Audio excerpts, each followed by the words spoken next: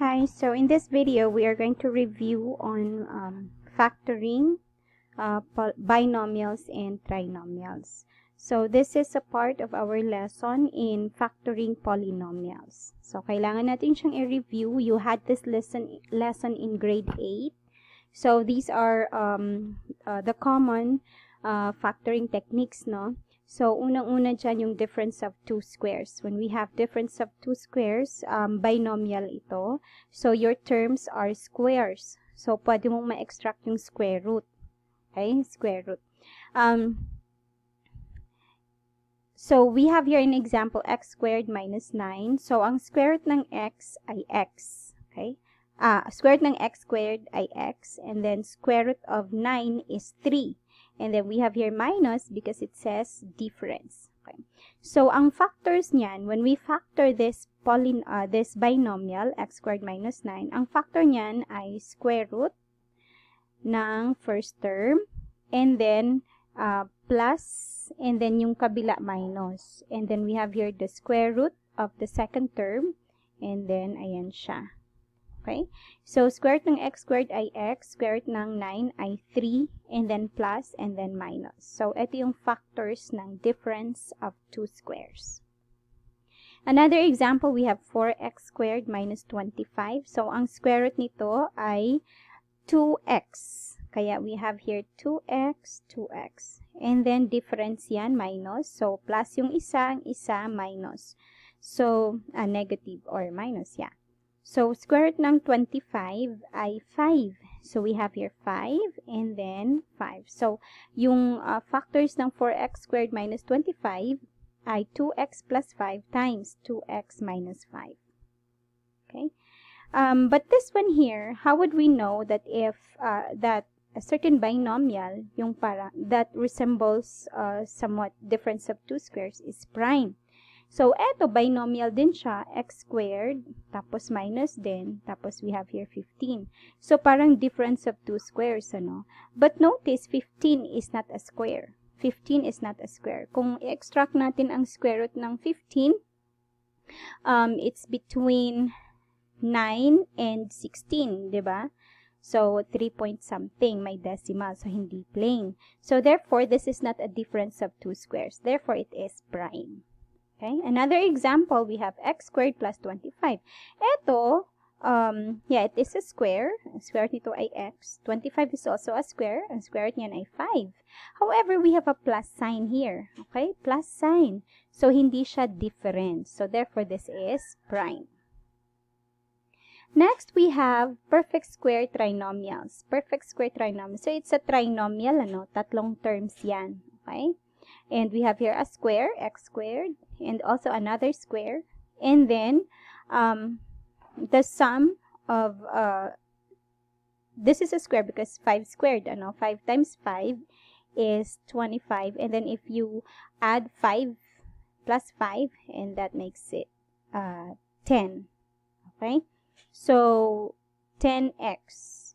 So, we have here, yung factors nito ay square root ng x squared, that we have x, square root ng 25, we have 5. So, x plus 5 times x plus 5. Or we can write this as x plus 5 squared. Okay, x plus 5 squared. Next, we have a general trinomial. So, hindi siya PST, pwedeng hindi PST. PST, perfect square trinomial, ano? We have your x squared plus 8x plus 12. So, ang factor nito ay x plus 6 times x plus 2. Paano nakuha? First, yung coefficient, numerical coefficient ng x squared is 1. Okay? Yung constant term ay 12. So, 12 times 1 equals 12. So, therefore, maghahanap tayo ng, I don't have my mouse, so it's very hard for me to write, ano. So, 12 ang hahanapan natin ng factors in such a way na kung i-multiply natin, ang sagot ay magiging 12. Pero kung i-add natin ang mga factors na yon, yung sum magiging 8. Okay? So, what are the factors of 12? Okay, positive 12 yan. So, pwede siyang 12 and 1, di ba? 12 times 1 is 12, pero 12 plus 1 is 13, hindi 8. So, hindi siya pwede. Meron ding 3 and 4. So, 3 times 4 is 12, pero 3 plus 4 is 7. So, hindi pwede. Naghahanap tayo ng 8. So, we have 6 and 2. So, 6 times 2 equals 12. 6 plus 2 is 8. Oops, yun ang hinahanap. Kaya we have yung factors ng x squared. We have x here, x and x. And then factors ng 12, we have 6 and 2. So, 6 and 2. So, 6x. Kung i-multiply mo yan, 6x. Tapos, kung i-multiply mo ito, x times 2 is 2x. So, 6x plus 2x equals 8x. Okay? And so, the factors are x plus 6 times x plus 2. Another example we have here, 9x squared minus 24x plus 16. Okay, so we have the numerical coefficient is 9. The constant term is 16. So, 9 times 16, okay, that is 144. Tama ba? Sige daw. 9 times 16 equals, 144. Ngayon, maghahanap tayo ng factors ng 144 in such a way na kung i-multiply natin ay magiging 144. Tapos, kapag i-add, magiging negative 24. Okay? Dahil negative ito, meaning naghahanap tayo ng dalawang negative na factors. Okay? Dalawang negative na factors. Right? So, we have, diba, 144 is 12 times 12, diba? 12 times 12 is 144. So, therefore, hinahanap natin negative 12 and negative 12. Okay? Negative 12 and negative 12. So, notice here we have 9. Okay? We have 9. So, ano ng factors ng 9? We have 3, diba? 3 and 3. Okay? We have 9 and 1. Ito naman factors ng 16. We have 4 and 4. We have 16 and 1. Or 8 and 2. Okay? So, pwede nating itry yun lahat. Itry natin lahat hanggang sa makahanap tayo ng yung product is 144 and then ang sum is negative 24. Okay? So, we have 3x minus 4 times 3x minus 4. Notice yung 3x galing yan sa 9x squared. Okay? Galing sa 9x squared. Yung 4 naman ay galing sa 16. Specifically, negative 4, that's positive 16. And so, when you add this, eto, negative 4 times 3 is negative 12x. Okay? Mahirap masyado mag-ano. So, negative 12x yan. Eto din, si 3x times, ayan, 3x times negative 4, that's also negative 12x. So, yung negative 12x, pag i-add mo yan, negative 12x. Alright? Pag i-add mo yan, magiging negative 24x. So, eto na yung nakuha natin. So, therefore, the factors are this. Okay?